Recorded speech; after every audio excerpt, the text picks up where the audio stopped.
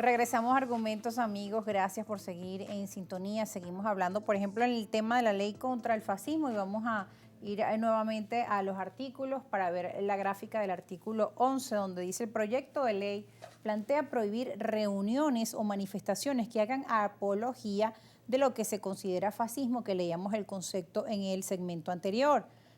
Prohibición de mensajes fascistas. Los prestadores de servicio de radio, televisión, medios públicos, privados y comunitarios, así como redes sociales, que también nos hablaba el doctor Larrota de las redes, deben garantizar espacios libres de todo mensaje de índole fascista, neofascista o de similar naturaleza. Se prohíbe la difusión de propaganda, publicidad y mensajes que hagan apología o promuevan la violencia como método de acción política, favorezcan o reproduzcan la cultura de odio, intolerancia, discriminación y muerte. Denigren de la democracia. 4. Promuevan la supresión de derechos y garantías reconocidos en la Constitución. Y 5. Exalten o hagan apología de los principios, hechos, símbolos y métodos propios del fascismo. Bueno, ahí está más especificado que se debe a este artículo, la divulgación, la prohibición de difusión de mensajes que se consideren fascistas en medios de comunicación, violencia nuevamente como método de acción política o que se reproduzca la cultura del odio. Por ejemplo, nosotros podemos estar en este espacio, tenemos esta información o este debate. ¿Qué pasa también con los comentarios que empiezan a llegar por redes sociales por parte de la audiencia? Muchas veces son ofensivos contra los invitados o contra dirigentes. Y algunas personas dicen, bueno, hasta ¿qué puedo decir en redes sociales? ¿Hasta dónde llega mi libertad de expresión? Y usted nos hablaba hasta dónde llegue. Su libertad llega hasta donde empieza el derecho del otro, ¿no? Palabras más menos.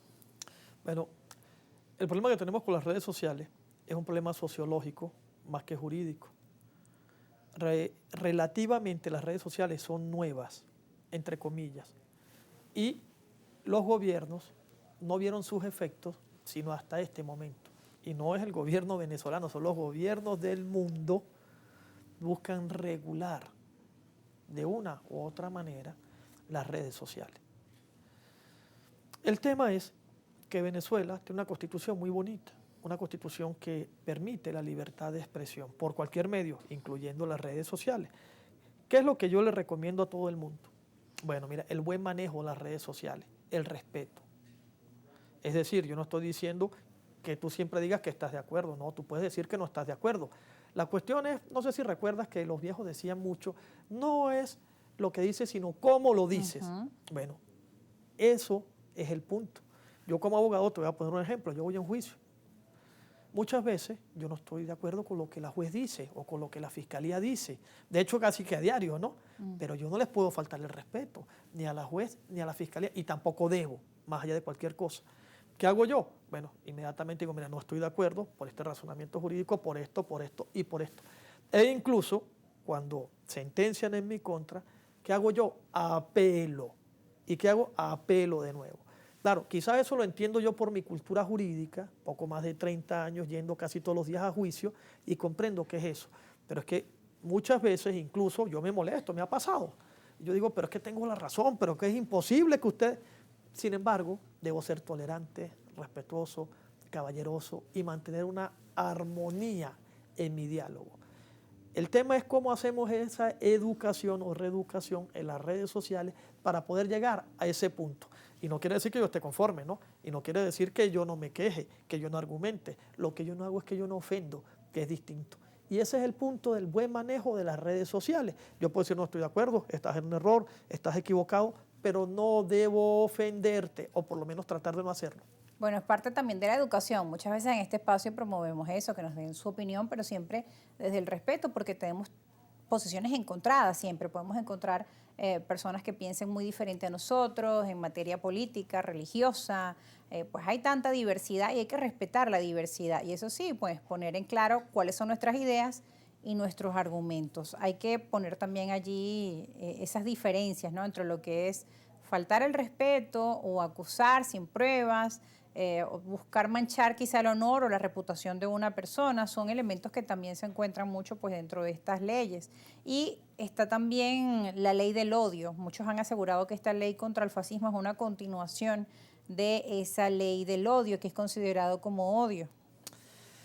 Bueno, mire, aquí voy a hacer una referencia, solamente para ver si me explico correctamente. Nada de esto es nuevo. ¿Por qué no es nuevo?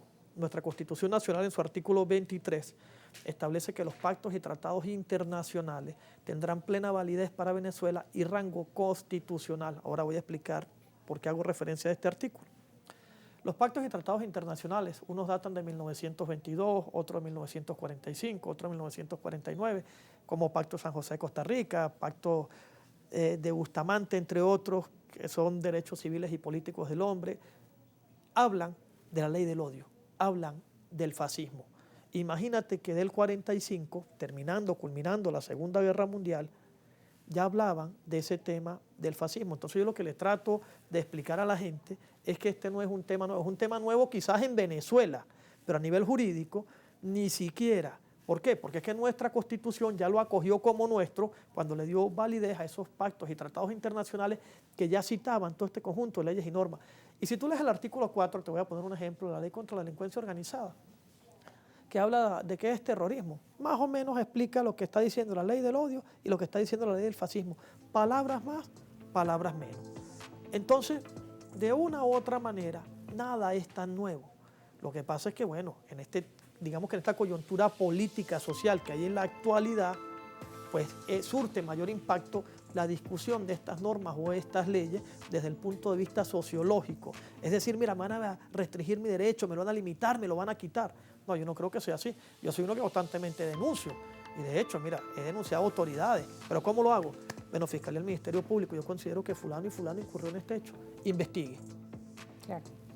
Ese es Ahora, el método. doctor Larrota, ya para finalizar, para despedir este segmento con usted, quisiéramos su recomendación a nuestra audiencia. Es lo que usted hablaba, muchas veces la falta de tolerancia, de empatía hacia el otro, pero también le vemos a nivel nacional, el debate público a veces está cargado de ofensas y de etiquetas de un sector contra el otro y de la falta del reconocimiento, que muchas veces es un factor que nos impide avanzar. Pero tocaste algo demasiado importante. Tú sabes que el respeto, la admiración y la tolerancia debe existir, pero el respeto por mi contrincante o mi rival debe ser mayor aún. Te voy a poner un ejemplo de algo muy básico que ocurre en un deporte extremo como el boxeo. Salen, se golpean, pelean, pero después el que gana se abraza con el que no y lo reconoce y le dice que bien, eres un vencedor, que bien lo hiciste. Bueno, eso es lo que nos falta aquí. Esa tolerancia, ese respeto, esa admiración y ese reconocimiento. Pues no quiere decir que yo sea el dueño de la verdad absoluta, ni que yo me la sepa toda. Y no quiere decir que tú no manejes mejor que yo un campo o muchos campos y que la idea o la sugerencia que tú me des no sea buena. Es un punto simplemente de entendimiento y que a veces, pues bueno, voy a utilizar un término que quizás no sea el más apropiado. La necedad y ser obtuso de un lado y de otro no permite llegar a ese entendimiento. Bueno, muchas gracias por acompañarnos esta tarde, doctor Armando Larrota, para pues repasar algunos elementos importantes de nuestras leyes desde su punto de vista jurídico y también pedagógico para nuestra audiencia. Gracias. Gracias a usted. Y gracias a ustedes también que siguen en sintonía de este espacio a través de la señal de Globovisión. Déjenos sus comentarios en nuestras cuentas en redes sociales y no se aparten que ya regresamos con más, con la actualización del panorama político nacional.